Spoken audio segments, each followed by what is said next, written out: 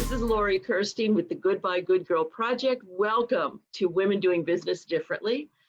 I have with me today a dear friend of mine. Her name is Elle Hoffmann, and she is a maverick in every way you can think of. She is severely real. She is a disruptor by her own definition, which is dear to my heart because so am I. She is absolutely a pioneer about sexual wellness and about intimate partner violence, which is a big, big hidden problem that she is unhiding. There are 4 platforms involved in that. You're going to want to know all about it, so I'm definitely going to ask her. She is the founder of Louvre Health Co. That's the sort of umbrella place that the 4 platforms live under. That is a digital platform, and it drives collaboration and innovation within the sexual wellness ecosystem. I bet you've never heard it described that way. I know I haven't. She's also the founder of Kauai. It's an app that provides daily self-care and support for survivors of intimate partner violence. And that includes affirmations, meditations, and guided lessons that experts provide. So she is not messing around. And she taught me a lot a few years back when I took a big course about being an entrepreneur. So welcome to my friend and my teacher, Elle. Hi. I learned a lot from you as well. So it's mutual. Thank I remember the response in the class when I was like, my business is called the Goodbye Good Girl Company. It was like, okay, all right, where are we going with this? you.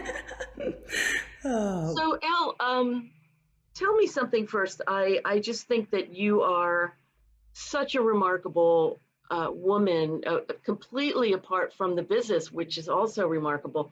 But you came out of a very traditional background, and you are doing something that is definitely not definable as traditional. So can you speak into how you broke out?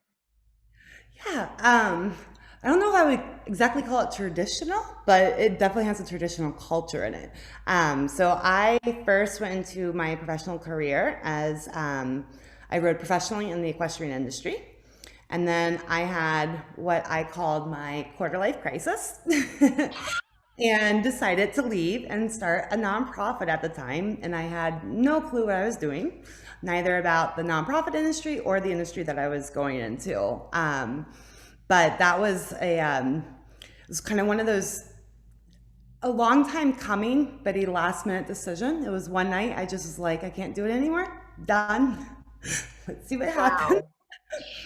And hard lessons along the way, lots of nights crying, but it led me well. Oh yeah. I mean, the pillow is wet. I mean, anytime you're gonna go and jump off the deep end, it's gonna be like that. Wow, at 25. Okay, that's epic. That's very epic. So, what took you into this area of sexual wellness? Yeah, so when I was 15 years old, I was sexually assaulted and I developed a disorder called vaginismus. But at the time, I had no idea what was wrong with me. All I knew is I couldn't use a tampon.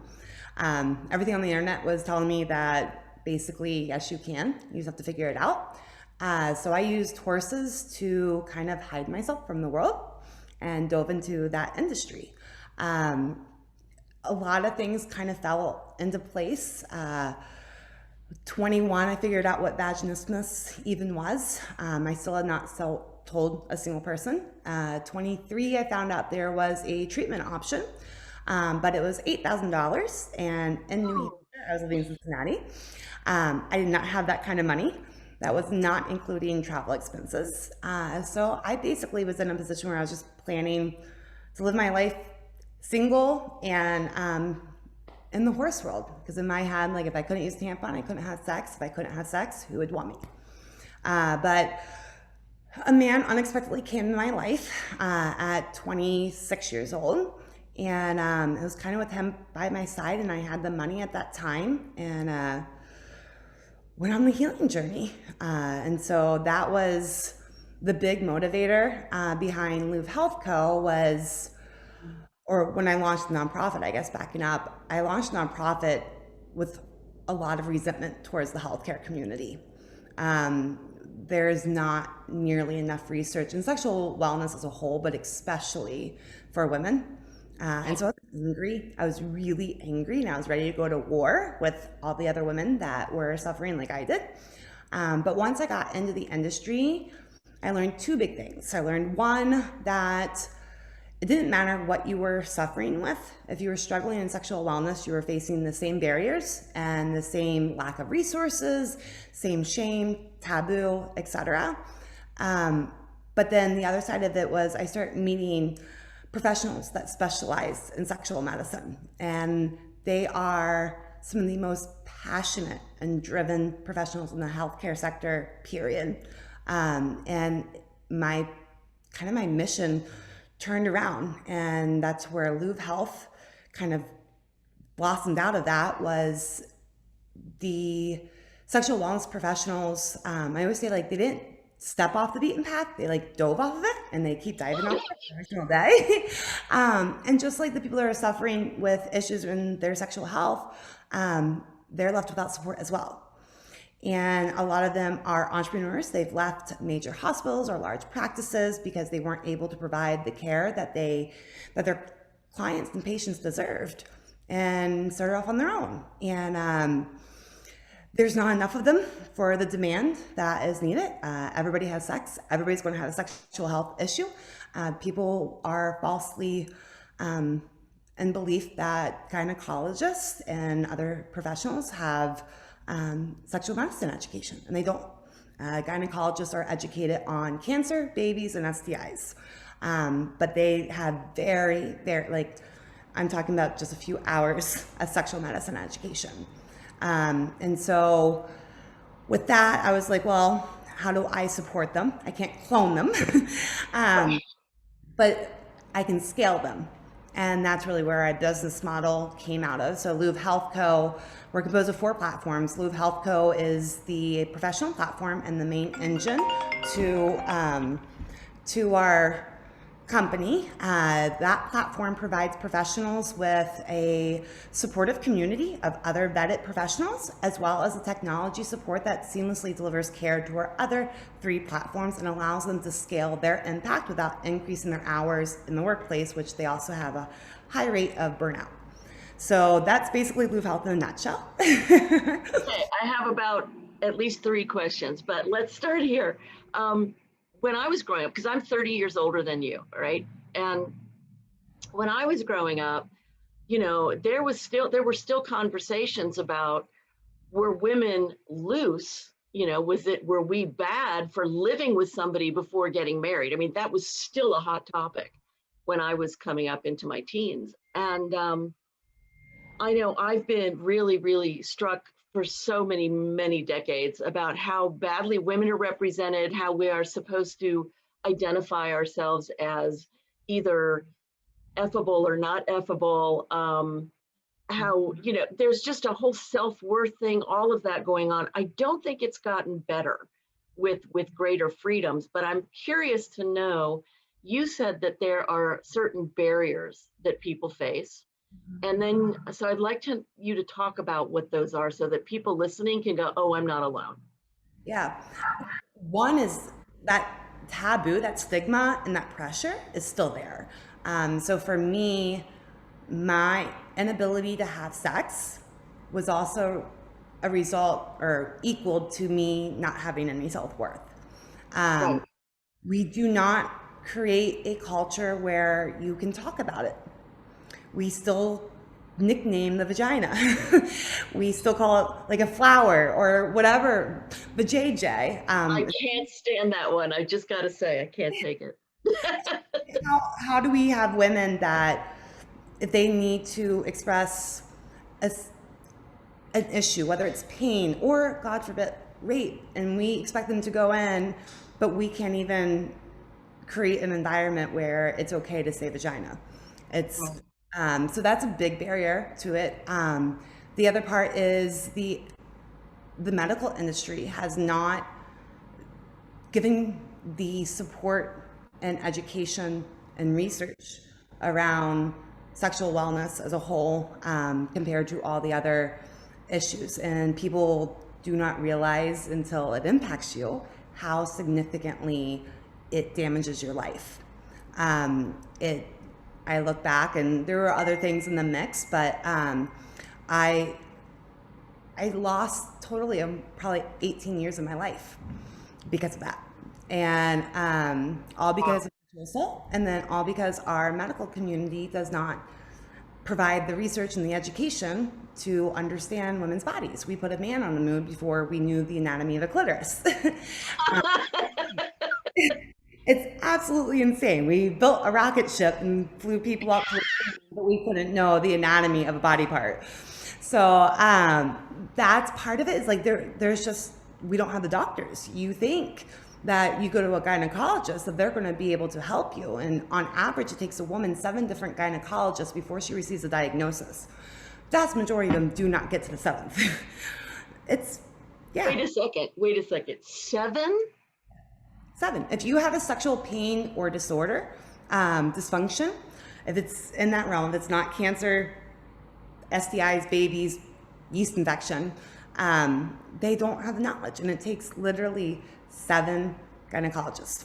There's no support in this network, and it's crazy because everybody has sex, and everybody will face some type of struggle in their life, and it's just, to me, that's not acceptable. It's not. It has to change. So that was a big one. The other one is insurance companies still not acknowledging that it's a necessary part of life. That treatment was not covered by insurance. That was paid completely 100% out of pocket, despite me having good insurance. And I wasn't able to use tampon. I wasn't able to have a gynecology exam, and I wasn't able to have sex. Now, to me, I'm like, that's a problem. Issue, you know. And if there was if I had cancer, that's a deadly thing that would not be able to be diagnosed early on.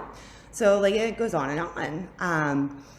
But so there's that. That's a major issue. That's a battle I hope to eventually tackle, but it will be a massive uphill battle.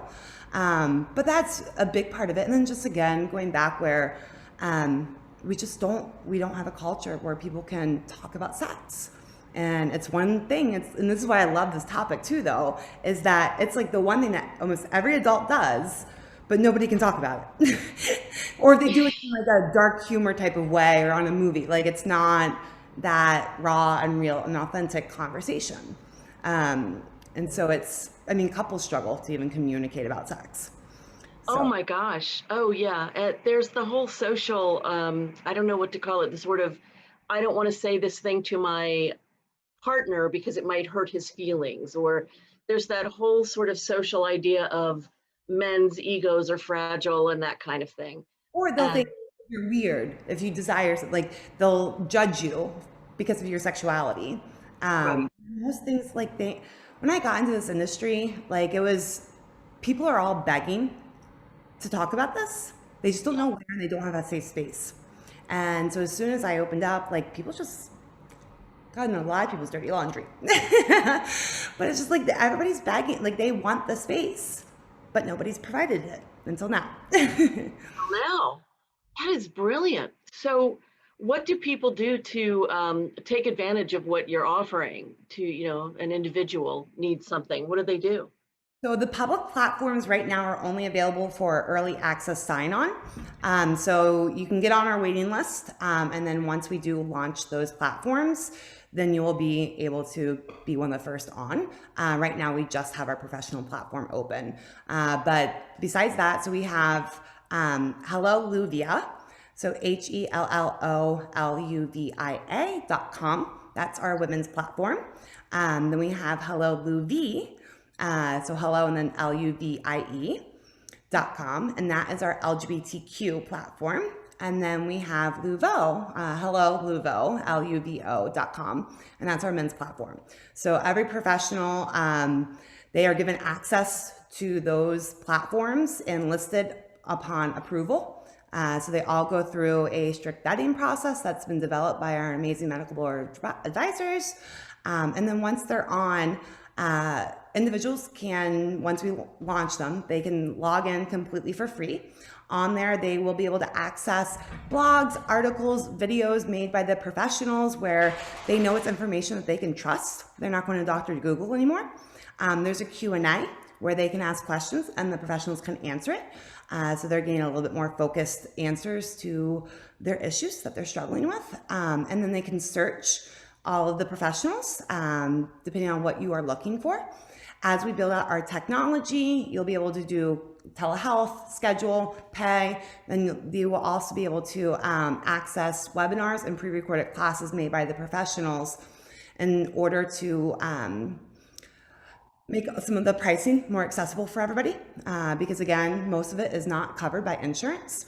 So it's a way that the individuals, the public, can access support if they can't afford the actual treatment itself. And it's a way for the professionals to scale their impact without increasing their hours and increasing risk of burnout. Well, as a woman who's been through a lot of this industry, who's been through a lot yourself personally, what kind of advice would you give to younger women than you who are struggling with these issues of self-esteem and feeling ashamed? And how does someone who is really clammed up and like, I'm not even gonna talk, where do they start to sort of launch a sexual wellness company? Then you do it. you talk about all the fun stuff and get really used to it. Honestly, therapy, a lot of therapy. Yeah, I, for the longest time, felt like I could just fake it until I made it and bury my trauma and act like I had all my shit together and everything. And it took me getting to rock bottom's basement and realizing that I could no longer just skim over all of my issues, that I needed to go through them, and I needed to go through it in a intentional manner. And so it was a lot of therapy, time, self-worth, or exploration, I guess, and just finding out who I am and who I want to be. And then things begin to really fall in place like they should when you start to just be you. And things are a lot happier and easier and less stressful. But yeah, I mean, there's no easy way to it. It's therapy.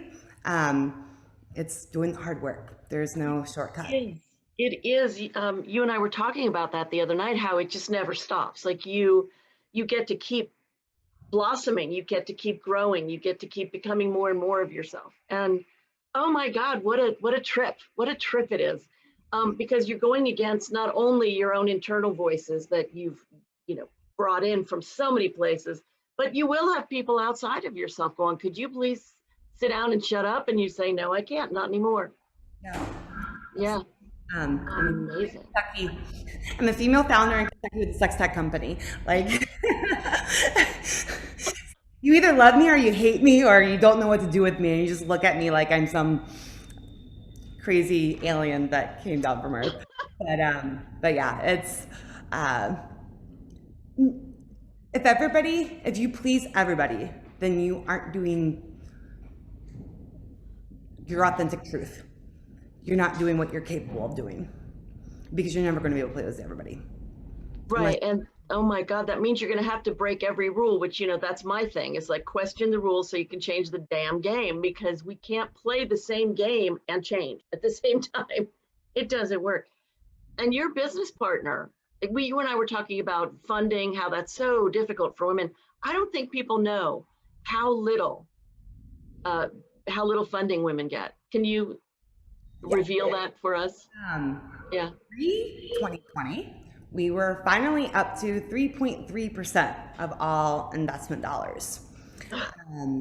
Despite the fact that female-founded companies, I can't talk, produce a higher return to the investors and produce more successful and stronger companies. Beautiful. So that, we still get less money by a ton. 2020 hit hard. So investment dollars in 2020 increased by $13 billion. Women's investment portion of the pie, we went down to 2%. We went down. We went down despite investment dollars going up. Going up by billions. Yeah. Yeah. And the number that I heard was that women-owned companies, that's like 40%. Mhm. So it's almost half. Yeah. Yeah. You know, I was talking with a company the other day who said, we're very aware about the disparity. So what we're doing is we're bringing women leaders forward, and we now have 50% women, 50% men in our leadership roles. And I said, that's fabulous. It's wonderful. My God, you know, you're like among the 0.001%, but, you know, terrific. But then they said, what we're really working on is the words that we use. And I thought, that's not quite it. You know, that's just not, that's not it. It's about, are you encouraging inclusivity? Are you encouraging communication? Are you encouraging women to take the lead instead of the men? And I mean, like, what are you doing to learn about what it is to be a woman in this world? Because even women don't know. The things that I've learned, even women don't know. We just are at the mercy of our training. So I'm so glad you're doing what you're doing. It really comes from a cultural thing. Like when you look even like the VCs, pre-COVID, it was a lot of them networking with founders, going golfing or hanging out in a hot tub. I'm not coming into a hot tub by myself with a bunch of men, and I don't play golf. like I, so that's not an opportunity for me. And so it's changing even things like that, where we have to create the same opportunities. Who said it the other day? I was on a panel about the differences between founders, because I have a male co-founder and there's another co-founder duo with a male female. And one of the other panelists said, we have equal intelligence, but not equal opportunity. Truth. Yeah. Truth. And so and there's so much data that when women lead, when you have diversity, and I believe like having a balance of both, because we both have strengths and we both have weaknesses, right. But produce healthier, stronger returns, healthier and stronger cultures, like all the way around. And so it's, even if on the selfish side, we produce bigger numbers. If you want to make money, invest in women. Why do you think we're producing greater numbers? I mean, I have my own theory, but what do you think? One, we lead with empathy. Two, we are we're a little bit more budget with our funding rounds. We don't spend like the men spend. Really? Okay. So we are much more intelligent, I guess you could. I won't say that word. That was bad. Much more. Well, what's the? We're just different in how we spend. So we make the dollars last long. We're thriftier. We're thriftier as a group. Exactly. There you go. Yeah. And I think we bring a different perspective. That's the biggest thing with diversity. Not only is it the right thing to do, but it produces better results because you have different perspectives. And that is one of our goals at Luv Health Co. is that we want to be the most diverse startup in the country. That is a goal from the very beginning, and it's something Dylan and I have spoken strongly about, not only because it's the right thing to do, but because our sexual health it's rooted in diversity. It's rooted in different experiences. And so if we don't have those experiences brought to the table and who are developing that product and pushing it out to the world, then we aren't seeing all of our customers. What do you think about all of the stuff that happens overseas with I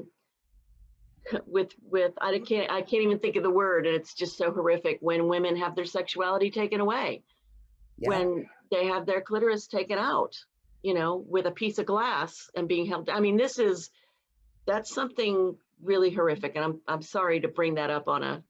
And I agree 100% with you. But what do we do? Like I don't think we as Americans can really. Honestly individually do something, but. I don't know what you do. It's you try to educate. And a lot of it will come from starting to educate the women there. And I think that's where it comes. You can't force it. It's something that is deeply in their beliefs. Uh, it's sad. It's disgusting. It's abuse. Point blank. Yeah, Horrific. I'm really regretting that I brought it up. I'm sure it brought the entire interview to a screeching halt for people watching.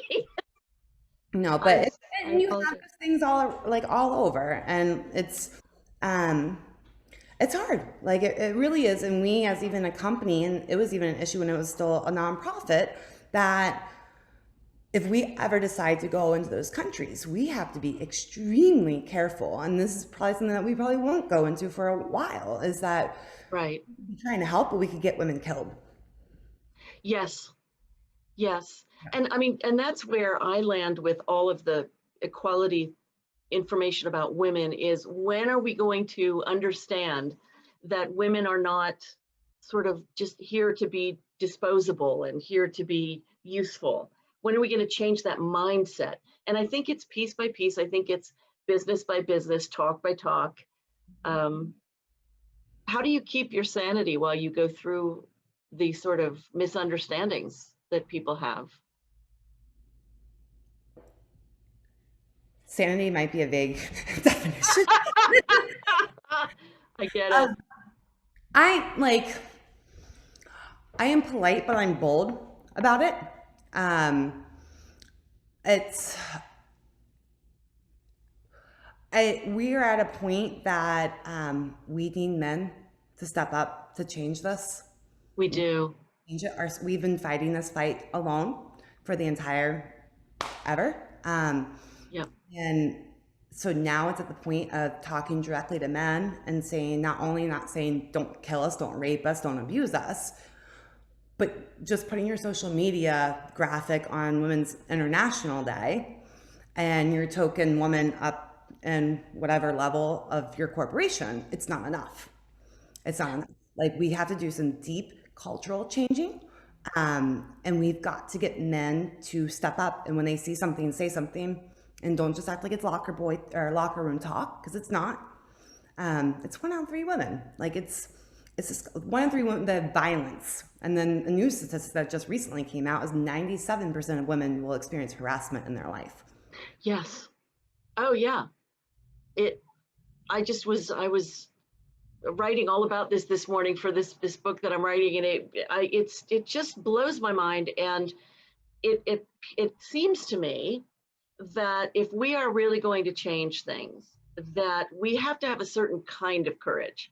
And it's the courage where you go, this is my belief, and I'm actually going to live it. I'm going to hold my own feet to the fire. If I believe that women are, if I'm a guy and I believe that women are really important human beings who do not deserve to be talked about in a certain way, and I hear somebody talk about a woman in a certain way, I have to be courageous enough to live my beliefs and go, excuse me, that doesn't fly with me. That makes me uncomfortable. That's not okay. That's not how you talk about women. Yep, And 100%. that is interestingly, that I think is a bigger challenge in terms of courage than going to war for a guy. I think that's a bigger challenge. It's even for women. We've been raised, Oh yeah. all of us, to protect, especially protect the white straight male. Yes. It's, I mean, we've seen it over and over and over again. Just, I mean, look who we just had president. Like, it's Wow. always worried that, like, the statistic of how many false accusations, it is so minute. Like, and Right. it's already so rare that a person even spends a night in jail because of assault or abuse or any of that. But then to Oh, say, like, I'm worried about being falsely accused, like it just it doesn't happen. And people get falsely accused of murder and spend mhm. years of their life, but nobody's saying, "Well, I'm going to be afraid of being falsely accused of murder." Nobody says that. But I'll be afraid of being falsely accused of rape or assault. Like it's insane. And it's just that is what really irks me is when they come back and it's the not all men or always jumping to the defense and saying, uh, worried about guys losing their scholarships or their careers. And waiting for, they always say like innocent until proven guilty, which is true. It's true. But the flip side of that is in the process of why that man is innocent, the woman's guilty. Exactly. And, it was only in, I believe, 1988 that women could could get their own business instead of asking their husband or their father to sign for them to get a loan. It was in late 70s where we could have our own bank account and credit cards. It's Like, incredible. yeah. And when It's people just, ask like about why divorce rates are up, I'm like, that's why. Before women couldn't do shit. Like we didn't have a bank account. Like how did you want them to survive? You had to have a man. You had no choice. you had no choice. You had no choice. Like, I mean, yeah, that's not the only thing that I see. Like, I think we also are very, as a culture, I think we're very emotionally immature. So we will rush to marriage and then we will rush out of marriage. But what you're talking about, it's such a big issue because we women, like I said, we don't see it. We see something going on and we will blame ourselves, oh yeah. right? And that really feeds into the whole abuse culture and the whole women are less than culture. And even as I'm speaking, what I just spoke, I heard in my own head, people will think you're complaining. People will just think you're complaining. Well, I'm not. That's I'm the telling the truth.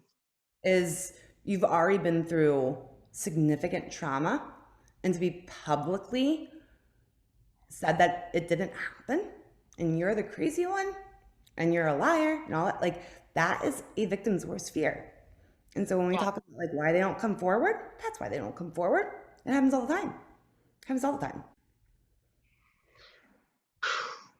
Well, as women, what shall we tell people that they can do to begin to break the cycle of internal behaviors, internal alignments, and external abuse? Do you have any advice for women who are in these situations? That are the ones in being or that are the victims. Women who are victims, yes, let's start there. Absolutely. Um, every situation is different. Like that's a really hard one to say. Victims of intimate partner violence, when they leave, 73% of intimate partner violence homicides are when the women leave the relationship. So you have to be careful. Have a safety plan. You do need to get out, but plan it. So how do they plan? There are different sorts. I mean, how does somebody literally, where do they go on Google? Like, how do they figure out how to get out? Well, depending on the situation, again, a lot of if it's at that level, more than likely the abuser is tracking all the history on their computer, so they cannot search anything. Same with their phone. They are going to have to talk to friends and family to help them. Domestic violence hotline has a page that or like a planner that can help you go through the planning process. But the biggest thing is somewhere safe that they don't know where they're at. All their papers like birth certificates, social security, make sure you have all your documents that you need. Basically those important things, the things that are absolutely necessary. And then if you can get anything else, but it's making everybody aware, making like your family and your friends. They can't say that you are anywhere. Don't tag anybody in social media. Right. Right. So, and then call the police if you have the ability to do so. I know that's hard. I know that's really hard, but that is that's alternative. Abusers rarely change. In maybe a situation that's not as abusive, it's just getting to the point where you know that trust your gut. Your reality isn't, you aren't the crazy one. And then start to rebuild yourself. Yeah, I'm thinking that I want to give some positive things. Like what I kept thinking was if somebody can get get themselves to a library where they can use a computer or Libraries, or just go to a friend's house with their computer. Any place that they don't have access to your technology, then it's the biggest part also is friends and family need to realize the situation and they cannot force the victim to leave. That is a huge thing that a lot of people feel like they're doing the right thing. And it is absolutely the worst thing that you can do because you will push that person further into their power, into the abuser's power. Because at the end of the day, for that victim, they feel shamed. And I want to start coughing again. I am so sorry. It's totally fine. But yeah, I mean, that's really, well, I know for me personally, if somebody wants to push me to do something, I'm going to want to do the opposite. But you're saying this is a blanket statement about a specific situation. And so why is that going to make them want to go back to their abuser even more? I don't think you can do a blanket statement, but for vast majority of victims it will. And it happened to me, is why I personally know this. And then through research, I realized that it's a common occurrence and it's the worst thing. And you will, if you read any educational material like on domestic violence hotline and everything like that, it says to never force, support them and be there when they're ready, but do not force them out of it. It's one, it's shame. There's already, that individual's already feeling shame just through that relationship alone. And then for having other people feel like they're being judged on that relationship. That's a hard one to swallow. And then the other part is it feels like your family and friends are taking that last little bit of control that you do have away from you. So And so what should say a mom and dad or a best friend or something, where should they go to get information to be of the most help? domestic hotline or domestic violence hotline is a great one. And really at the end of the day, it's being aware of the signs because it's not always easy to pick up. Mm-hmm. The subtle ones that you can see is the individual distancing themselves from their friends and family, acting different. If they are with them, but their significant other is not, their abuser is not, they're constantly checking their phone. Um, Oh, those tiny things will add up. More anxiousness as well. Um, but then you can see the big ones that people think, and it's the bruises and things like that. But those aren't like, that's not the subtle ones are the ones that are the really important ones. yeah, yeah, Um, so that's one is look at them, and then when you do approach the victim of, I apologize. When you approach the victim, always use asking terms. Never tell them what they're experiencing, yes, yeah, because really at the end of the day, nobody knows her reality better than her. Um, but just say, I noticed that you are pulling away. You're not as close with us anymore, or you're acting different. Like ask them and say, are you okay? Bring it up in that manner. Never say like you are. And then regardless of what the victim does, whether she leaves right then and there, whether she stays and then leaves later on, whether she leaves and goes back, always support. Always yeah, that is a massive thing. Always let them know that you are there no matter what. And they have to get to that point. You can't force someone, and they are so at that point emotionally broken down that and their abuser knows them better than they know themselves most of the time too. And they're professional manipulators.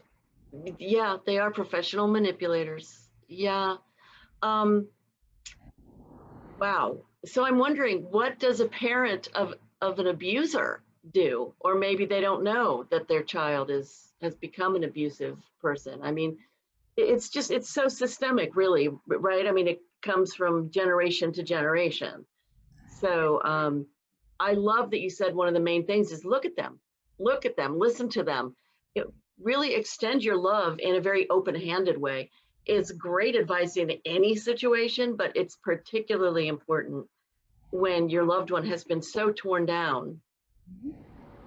Yeah. And unless you've been through severe shame, which I have, you have, unless you've been through it, you really don't get how debilitating, how every moment it is, and how just the act of continuing to breathe is like an act of warrior badassery You're living in fight or flight mode constantly, constantly. and emotionally just broken down. Like it's, and leaving is just the first step. That healing journey afterwards is brutal.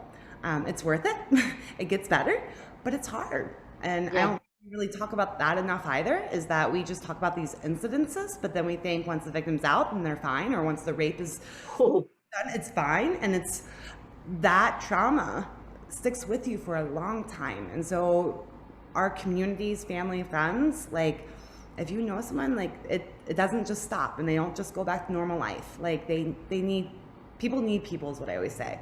We weren't wired to heal alone, but oftentimes victims do, because it's typically they get victim blame. Why didn't you just leave? Why did you let it happen? And it's it doesn't. I always say it too, is abuse does not start out with a fist. It is calculated, it is manipulative, and it is it's so it you. starts with charm. It Oh, doesn't start with a fist. they call it love bombing too. They start out perfect, perfect. They Wow. are exactly the person that you are, like your magazine catalog, and that's who they become. And then it slowly is the emotional manipulation and breakdown, and then the financial, and then the physical.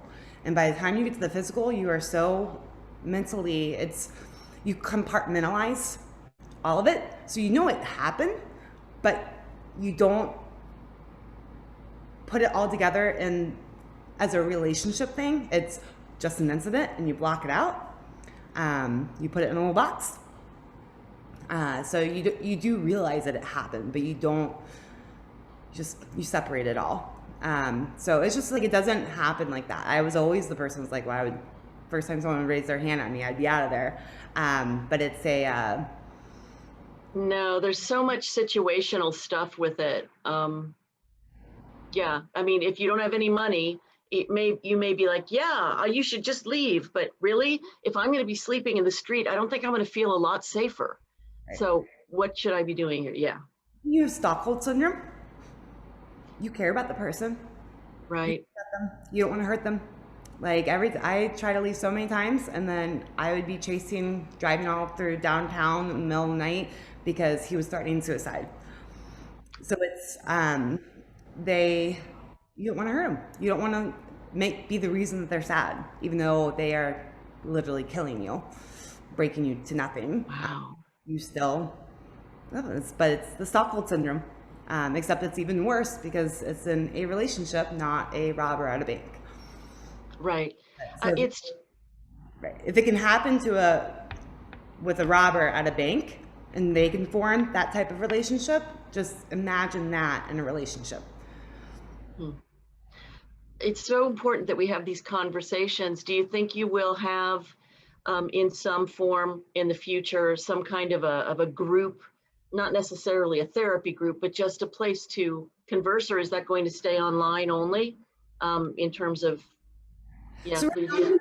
gap, and then virtual events. Who knows what the future will be? I mean, right Right, now it's COVID, so there's nothing in person. Um, right, but it's right now it's the app, and I think that is what is most needed, just because those groups aren't there in the middle of the night when you're in field right. position night. And so there needs to be that filler where when you are about to break, there's something there for you. Meditation is a massive healer. Mindfulness. We also have a part of the app with guided self-journaling, and that really helps the victims organize their thoughts and emotions. So there are scientifically backed tools that we're putting into this. And so, depending on support groups, depending on how those are led, those can be toxic.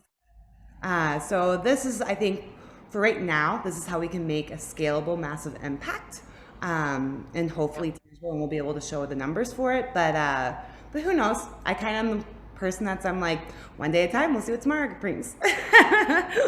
Elle, you are amazing. You are amazing, amazing. And I love you, girl. You're awesome. Yeah.